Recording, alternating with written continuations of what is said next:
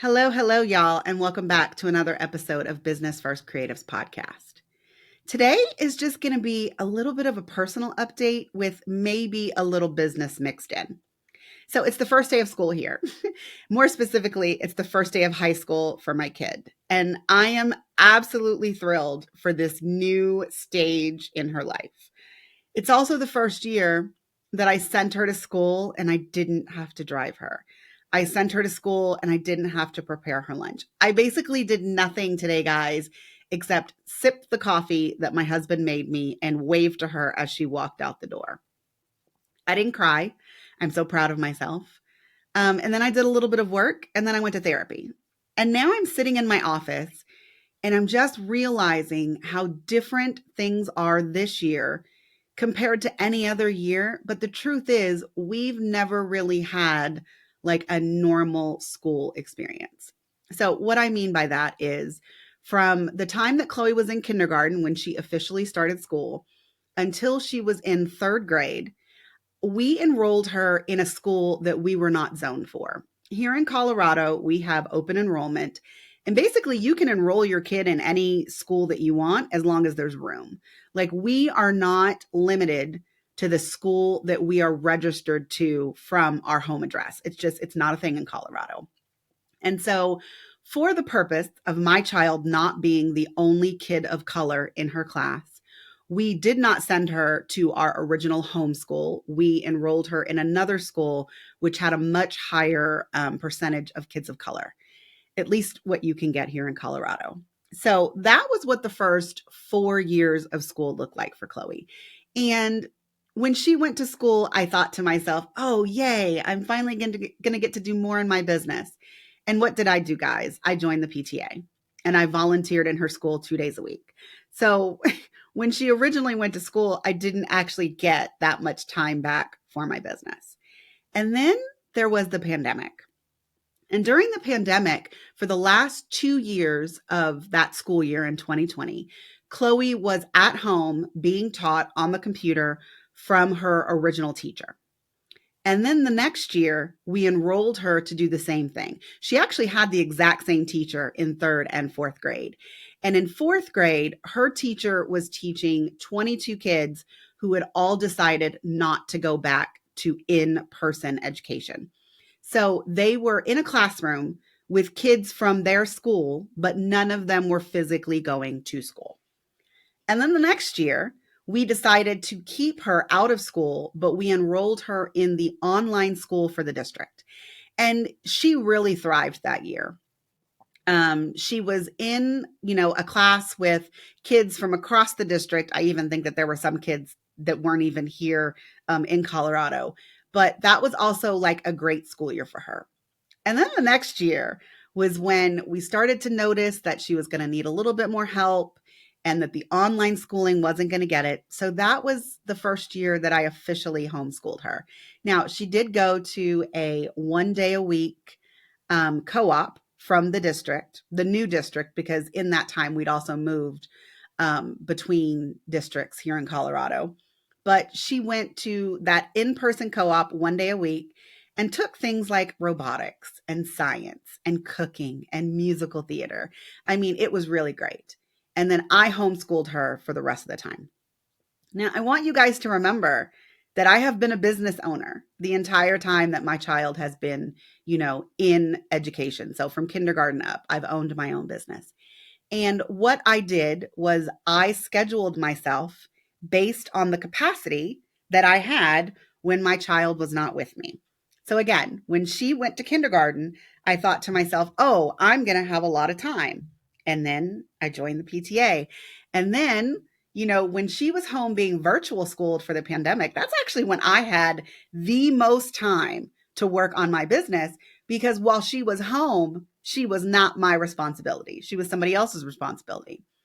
And then that year that we homeschooled, we actually, I had two iMacs on my desk inside my office, and we would basically work side by side. There was 1 or 2 days a week where I would have her do independent learning while I actually worked on my business or inside my business, if you will.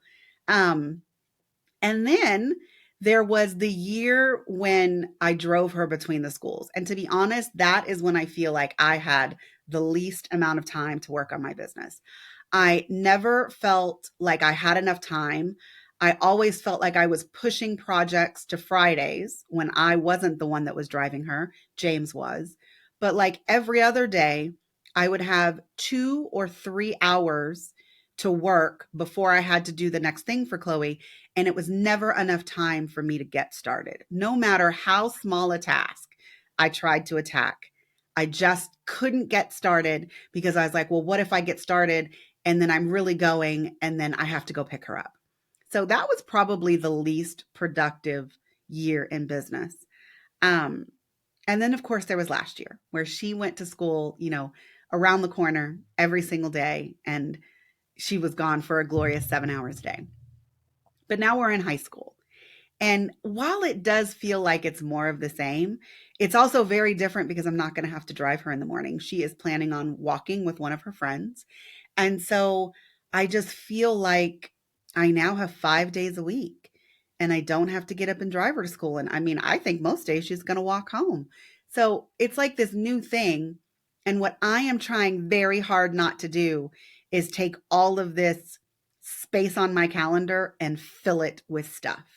Because if there's anything that I've learned in the last 18 months, it is that I need space on my calendar to be the best business owner, the best mom, the best wife that I can possibly be. And so I do have large amounts of time on my calendar where I have marked myself off. I mean, today is Wednesday. I have been lovingly calling this Self Care Wednesdays because I go to therapy and then I refuse to schedule any client calls for the rest of the day because I just need this day to myself so that I don't feel obligated to show up for someone else at a particular time. Now, I'm also not taking calls on Mondays, but I do consider Monday, at least Monday afternoons, to be a work day. I am just not scheduling client calls where they are my clients. If I need to schedule a call with my coach, if I need to talk to a business bestie, I'm happy to do that on Mondays. But I am making sure that I don't schedule any client calls unless they are absolutely necessary. Because what I require right now is space so that I don't start feeling overwhelmed and like I am over scheduling myself again.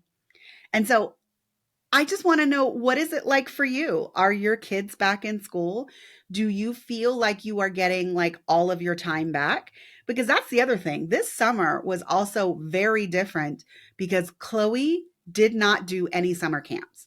Every prior summer, I was taking her to her athletic camp, bringing her home, taking her to theater camp. I mean, while we did take weeks off from camp, she has always gone to at least 4, 5, 6 weeks of camp out of the 9 weeks that we have for summer. And so this summer, we just basically stayed home and did nothing. And it was glorious. And so while I understand that if you are the parents of small children or children that you had to take to and from camps all summer, that you feel like you are getting back a huge chunk of time this week or eventually when your children go back to school, I really just feel like it's more of the same. The only difference is my kid is now in school instead of downstairs sleeping until, 1 p.m. every day because I also like didn't force my kid to get up and do all of the things during the summer. I let her enjoy her last summer before high school. So, this is just like my note to say that if your children are going back to school and you are about to get a huge chunk of time to put back into your business, I do really encourage you to kind of take it one step at a time. Do not go from 10% to 100% in the span of 2 days. Give yourself some grace. Schedule a day of self-care. Schedule, limited calls if you are someone who takes client calls or projects. Make sure that you are not going all the way to 100% the minute that your kids go to school. Just try to enjoy a couple of days for yourself before you start putting yourself in your business at 100% for fall and the rest of the year. Okay, so that was just kind of my personal update for this podcast episode. But I am working on a lot of things. Like today, I sent my email like you mean it students a note that now they can send in emails for email audits. And so I do have a lot of like exciting things planned, but instead of dumping them all like this week, I am pacing myself. So I'm sure I'll have something new to announce next week. All right. So I hope everyone enjoys their day and a couple of days when your kids go back to school. And that's it for this episode. I'll see you next time.